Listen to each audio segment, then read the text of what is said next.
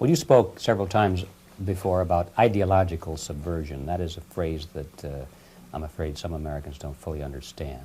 When the Soviets used the phrase ideological subversion, what do they mean by it? Ideological subversion is the process which is legitimate, overt, and open. You can see it with your own eyes. All you have to do, all American mass media has to do, is to unplug their bananas from their ears, open up their eyes, and they can see it. There is no mystery. There is nothing to do with espionage. I know that espionage intelligence gathering looks more romantic. It sells more deodorants through the advertising, probably. That's why your Hollywood producers are so crazy about James Bond type of thrillers. But in reality, the main emphasis of the KGB is not in the area of intelligence at all. According to my opinion and opinion of many defectors of my caliber, only about 15% of time, money, and manpower is spent on espionage as such. The other 85% is a slow process which we call either ideological subversion or active measures, активные мероприятия in the language of the KGB, or psychological warfare. What it basically means is to change the perception of reality of every American to such an extent that despite of the abundance of information, no one is able to come to sensible conclusions in the interests of defending themselves, their families, their community, and their country.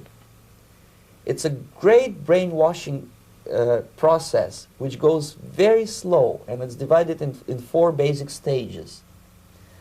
The first one being demoralization. It takes from 15 to 20 years to demoralize a nation. Why that many years? Because this is the minimum number of years which requires to educate one generation of students in the country of your enemy, exposed to the ideology of the enemy. In other words, Marxism-Leninism ideology is being pumped into the soft heads of at least 3 generations of American students without being challenged or counterbalanced by the basic values of Americanism, American patriotism. The result you can see.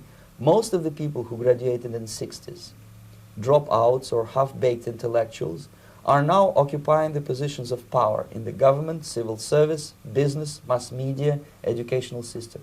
You are stuck with them. You cannot get rid of them. They are contaminated. They are programmed to think and react to certain stimuli in a certain pattern. You cannot change their mind, even if you expose them to authentic information, even if you prove that white is white and black is black, you still cannot change the basic perception and the logic of behavior. In other words, these people, the process of demoralization is complete and irreversible. To get rid society of these people, you need another 20 or 15 years to educate a new generation of patriotically minded and common sense people who would be acting in favor and in the interests of United States society.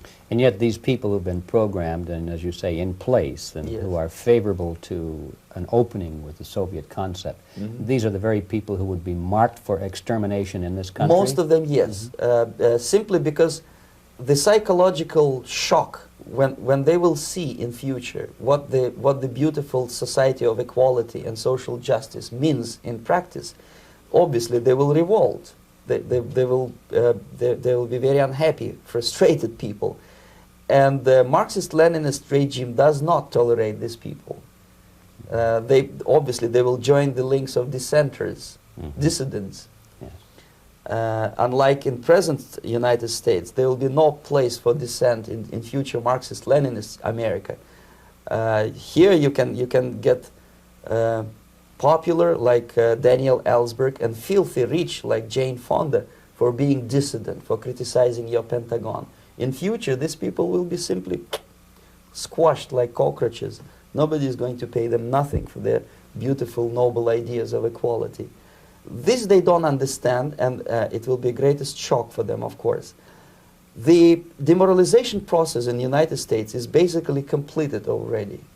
For the last 25 years, Actually, it's overfulfilled, because demoralization now reaches such areas where previously not even Comrade Andropov and all his experts would even dream of such a tremendous success. Most of it is done by Americans to Americans, thanks to lack of moral standards. As I mentioned before, exposure to true information does not matter anymore. A person who was demoralized is unable to assess true information. The facts tell nothing to him. Even if I shower him with information, with authentic proof, with documents, with pictures, even if I take him by force to the Soviet Union and show him concentration camp, he will refuse to believe it until he is going to receive a kick in his fat bottom. When a military boot crashes his, then he will understand, but not before that. That's the tragic of the situation of demoralization.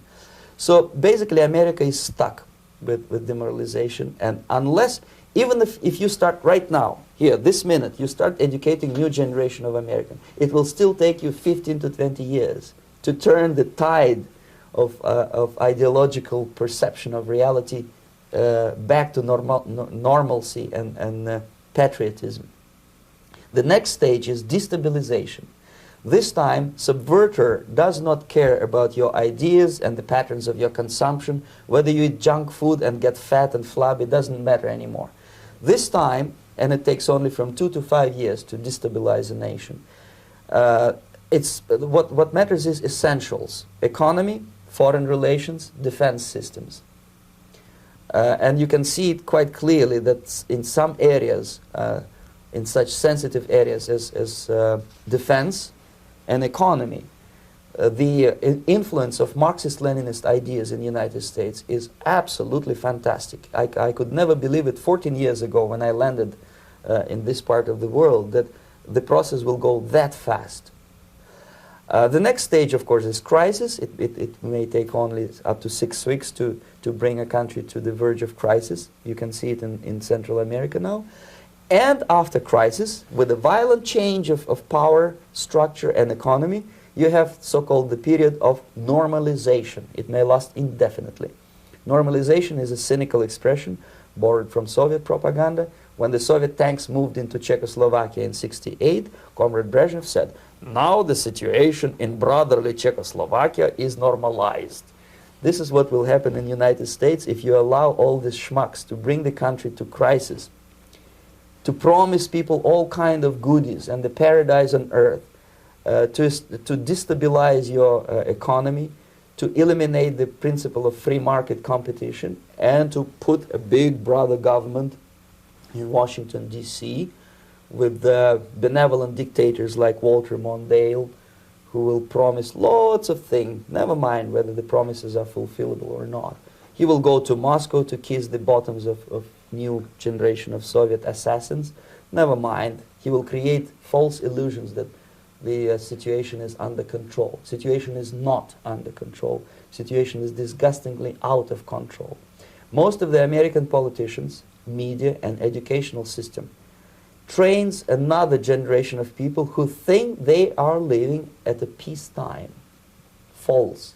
The United States is in the state of war, undeclared total war against the basic principles and the foundations of this system.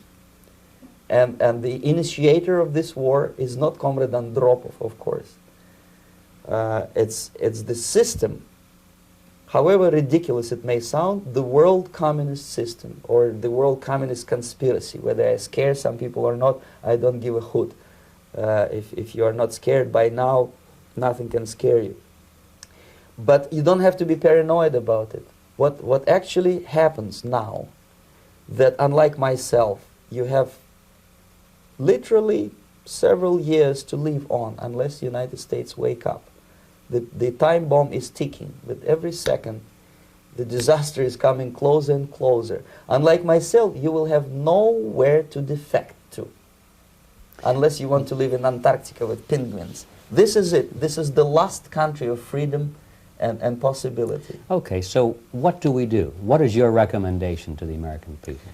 Well, the immediate thing that comes to my mind is, of course, There must be a very strong national effort to educate people in the spirit of real patriotism, number one. Number two, to explain them the real danger of socialist, communist, whatever, welfare state, big brother government.